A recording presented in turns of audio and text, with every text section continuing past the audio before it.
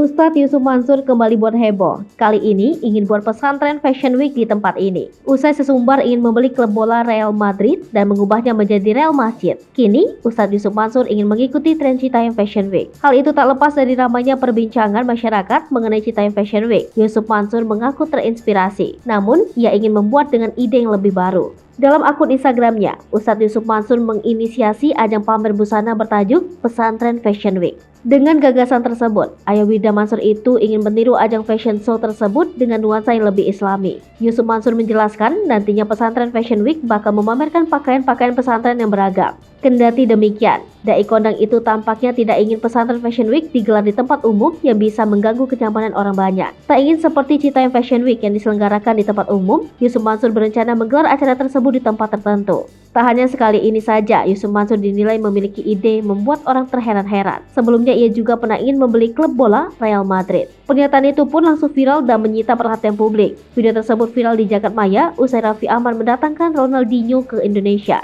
Yusuf Mansur pun tak menampik apabila pernyataannya tersebut memanglah benar. Ia sengaja mengucapkan hal itu dengan tujuan memotivasi banyak orang demi memajukan bangsa Indonesia. Yusuf mengatakan ceramah mengenai keinginan membeli Real Madrid itu berulang kali dia ucapkan. Ternyata di balik itu semua, ia hanya ingin mendorong banyak orang untuk berani bermimpi. Meski ramai ditertawakan, Yusuf Mansur seolah masa bodoh.